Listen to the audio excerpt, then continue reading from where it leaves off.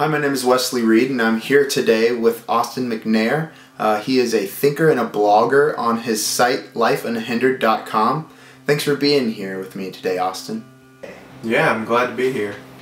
To start things off, my first question to you today is, do you think God is being driven out of America? Well, that's a good question. And it depends on really what you mean by being moved out of America. I think that's a common catchphrase, is that the government's taking God out of America, or Obama's taking God out of America. There's a religion again, a war against religion, or some statements like that. And I'm always confused because God is not really something that you can take and move, right? God is God. He's everywhere. If you hold any sort of Christian theology, then you believe that God is everywhere. And so I guess you're saying, we're not talking about taking God and literally moving him out, but instead we're talking more of the secularization of culture, moving away from the idea of God, or if we still hold on to some idea of God, maybe just making him less of a priority. Well, then, do you think the concept of God is becoming less of a priority in America?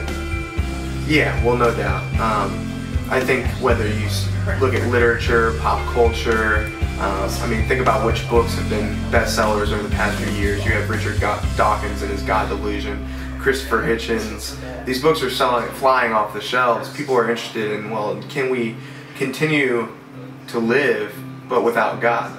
And I think that's a dangerous area to get into. But really, just to answer your question, yeah, I think that popular culture, our attitude has become that we don't need God as much as maybe older generations used to. But overall, that doesn't change whether or not God is in America. I mean, God's presence is God's presence. I mean, again, if you're holding to the Christian worldview or looking at God through those lenses, then God is everywhere, and he's even in the places where people reject him and stuff. How should Christians respond to the secularization of America?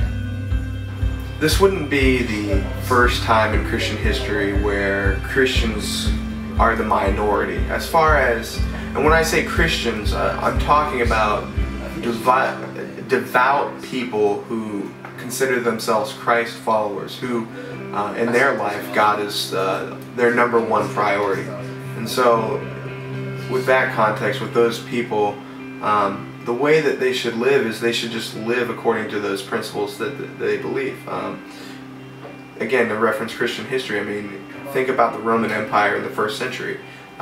Christians were being persecuted, but you wouldn't say that God didn't exist in the Roman Empire, or that they had taken God out of the Roman Empire. God was at work.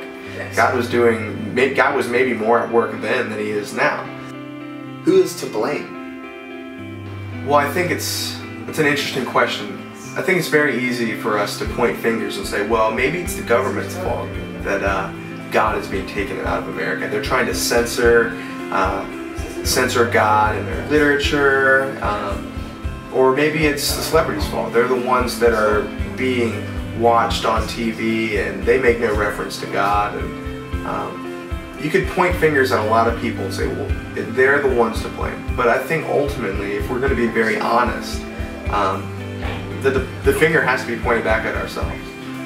Why would God, if I'm a Christian and I believe that the Christian message is what's true, does it make sense for me to blame others for why others don't believe? I actually think it's probably more of our fault that God is being, in that sense, made less important in America. It's because Christians are not living up to the standard that they're supposed to. We have watered down what it means to be a Christian to make it easy to be a Christian. We have, the finger pointing at the government, saying, well, it's the government's fault that this is all happening. Well, I don't think that's true. I think that the reason culture thinks that Christians hate homosexuals, or that Christians are judgmental or old-fashioned, I think that's our fault, because we're not willing to adapt with culture. We're not willing to be servants like Jesus was. My last question is, how do you tie all of what you just said into the concept of God being removed from America? Well, again, I think it's really easy for Christians to point fingers, and that's when we come up with these statements that God is being removed from America, you know, that the government is trying to take him away from us, the media is trying to diminish him. But ultimately, I think that it's our fault as Christians that God is being made fun of, because ultimately people are making fun of the way that we live. If you read any of the atheistic objections to God, a lot of them are coming out just saying, well, how could we believe in God? Because Christians are living such, you know, regular lifestyles, but they even seem more judgmental than normal people, you know, or non-Christians. And again, I think that's a valid statement. You know,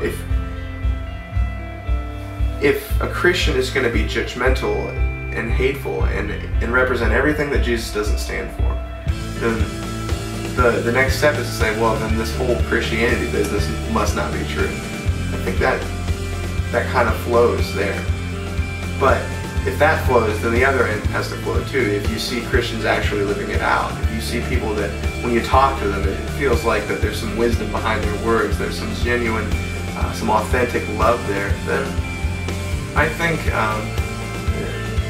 if the other one flows, then this one flows. You know, maybe this could be real. Maybe there is a movement here of truth. You know, when it all comes down to it, Christians need to understand their identity and what that means. If they're going to call themselves a Christian, they need to understand what it means to be a Christian. All right, Austin. Well, thanks for coming in and sharing a piece of your mind with me on this subject.